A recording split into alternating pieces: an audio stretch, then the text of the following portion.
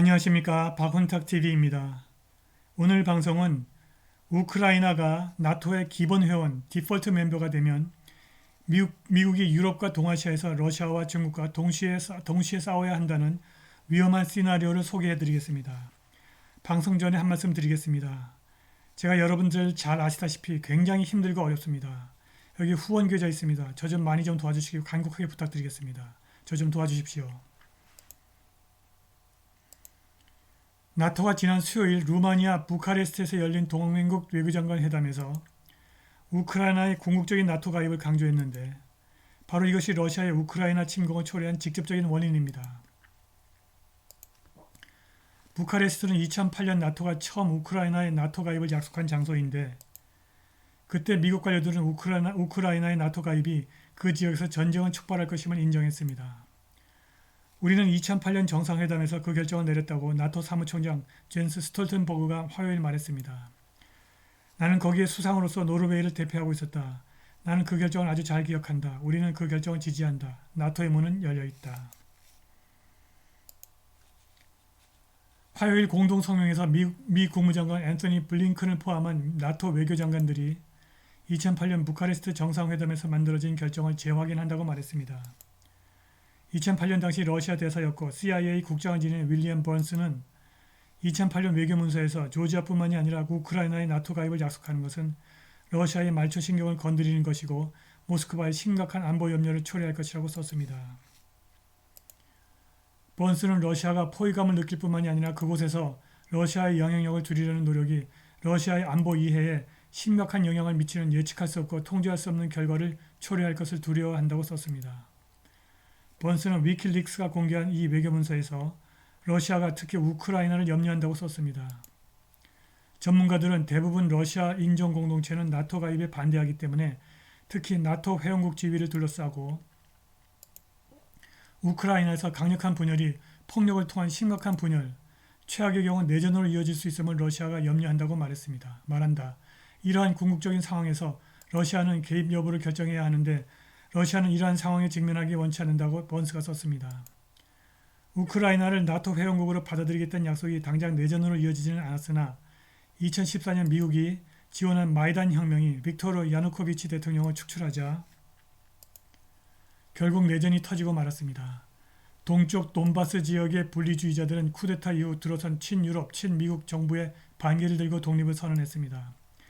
야누코비치 축출 이후 나토는 우크라이나에 병력을 보내 군대를 훈련시켰고 트럼프 행정부 시절 미국은 반전차 미사일을 보냈습니다. 야후 뉴스는 올해 초 미국이 2014년 돈바스 전쟁에서 CIA 준군사 조직을 최전선에 보내 우크라이나 군대를 훈련시켰다고 전했습니다. 러시아는 2024일 침공 전 미국의 안보 요구 리스트를 보냈는데 가장 중요한 이슈는 나토의 팽창이었습니다. 러시아는 나토의 원상회귀와 우크라이나가 나토에 가입하지 않는다는 보장을 원했습니다. 바이든은 우크라이나가 조만간 나토에 가입하지는 않을 것이라고 말했으나 러시아의 이러한 아이디어를 좋아하지는 않았습니다. 러시아의 침공 직후 젤렌스키 대통령은 그가 사적으로 우크라이나는 나토에 가입하지 않을 것이라고 들었다고 말했습니다. 젤렌스키는 나는 개인적으로 그들에게 우리는 1년 또는 2년 또는 5년 후에 당신을 나토에 받아들이려고 한다고 직접 말해달라. 그것을 직접적이고 분명하게 말해달라. 아니면 그냥 안 된다고 말해달라고 했다고 3월에 말했습니다. 젤렌스키는 이렇게 말했습니다. 그리고 대답은 매우 분명했다. 당신은 나토 회원국이 되지는 않을 것이다. 그러나 공식적으로 문은 계속 열려 있을 것이다. 도대체 이게 무슨 말장난일까요? 나토는 조만간 우크라이나를 완전한 회원국으로 받아들일 계획은 없으나 우크라이나를 위해 거대한 계획을 갖고 있습니다. 폴리티코가 지난 10월 달에 나토가 우크라이나 군대 재건을 위한 10년 계획을 갖고 있는데 우크라이나가 갖고 있는 소련 정비를 전부 나토 무기로 교체한다는 것입니다. 우크라이나를 절대로 러시아에 편입될 수 없는 나토의 기본 회원, 디폴트 멤버로 만들어버리겠다는 것입니다. 러시아도 우크라이나를 나토의 기본 회원, 디폴트 멤버로 만들려는 음모를 잘 알고 있습니다. 러시아 외교장관이 지난 수요일 미국이 우크라이나에 계속 무기를 공급하는 동안에는 미국과 스타트 군비 통제 협약을 위한 새로운 협상은 없을 것이라고 단호하게 잘라 말했습니다. 한편 동유럽의 나토 회원국들의 호전성이 매우 심각한 수준에 있습니다. 최근 나토 회원국인 라트비아의 외교장관 에드가 링케비치가 나토에게 우크라이나가 서방에서 제공한 무기로 러시아 영토 깊숙한 곳을 타격하는 것을 허용하라고 촉구했습니다.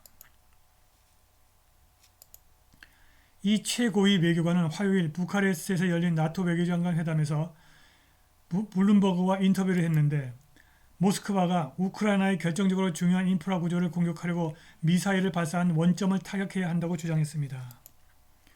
모스크바가 우크라이나에게 무기를 공급하는 서방에게 그러한 행동이 결국 미국이 주도하는 나토와 러시아의 직접적인 충돌을 초래할 것이라고 반복적으로 경고하고 있음에도 불구하고 링케비치는 일축하고 우리는 에스컬레이션을 두려워해서는 안 된다고 말했습니다.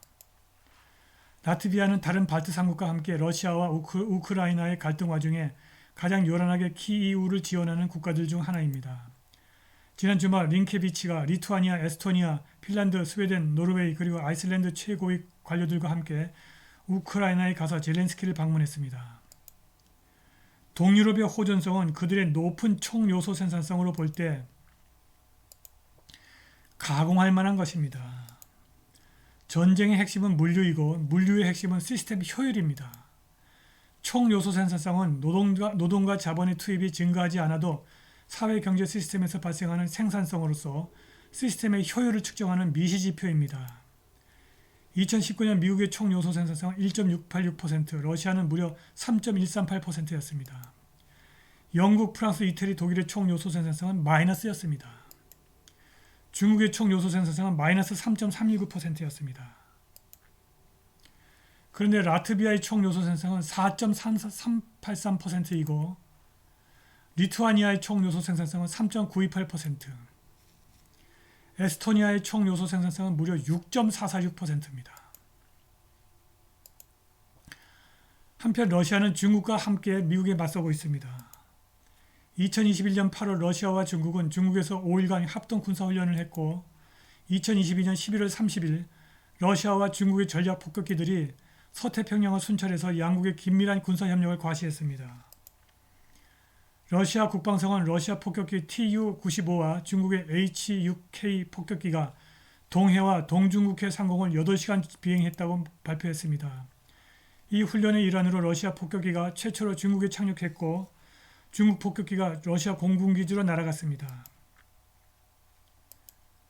2022년 9월에는 북경이 러시아와 합동 군사훈련을 위해서 2,000명 이상의 병력, 300대 이상의 군용 차량, 군용기 21대 그리고 3척의 군함을 러시아에 보내 대대적인 훈련을 감행했습니다.